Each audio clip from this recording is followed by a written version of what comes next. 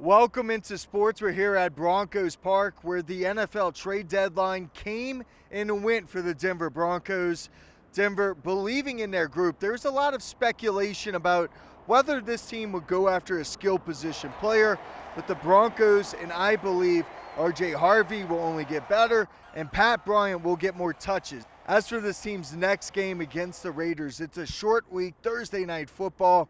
The Broncos injury report not looking great, but this is a football team that has found ways to win. Yeah, I mean, it just shows to the confidence that we have in the team that we have now. Obviously, we're off to a really good start, and obviously we're doing something right. So they just have trust in us. I think it says a lot about our team. I think we're strong in character. I think we're strong in football character. People that rise to the occasion at all times. Yeah, this is years of building a culture here of. Until that clock says zero, we still have a chance to win. Not only do it for the coaches and the team, but doing it for each other. So being in that huddle, being in those moments, where you're down whatever points, and that this is a gotta have it situation, moment of truth type of situation. That's part of the DNA of this team that we've been working on for years here. Sean is saying he can get used to this, and I can too. Everybody can. Winning is, compared to losing in an NFL building, is from press to on top of the world. So I think we're just going to keep rolling. The Raiders have been one of the worst teams in the NFL, and that's kind of surprising because heading into this season with new head coach Pete Carroll, you thought that the Raiders would get better, but they have not. The Broncos know, though, it's a divisional game and a rivalry game, and anything can happen on Thursday Night Football.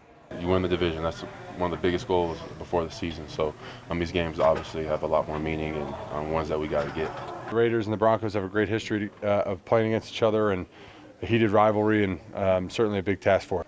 Yeah, he's a really good back. Especially after contact, he's still able to shrug guys off of him, get guys off of him, shake them and whatever. So, he's a really good back for sure. Now switching gears, let's go to the pitch where the Switchbacks made a shocking move on Tuesday, firing their sporting director, Stephen Hogan, and then their head coach, James Chambers. These two were a part of the Switchbacks championship run in 2024, the first ever in franchise history, and they just made the playoffs. Yes, a little disappointing season being the 8th seed, but still, they were on the up. Shocking move. We'll have more coverage on this in the following days.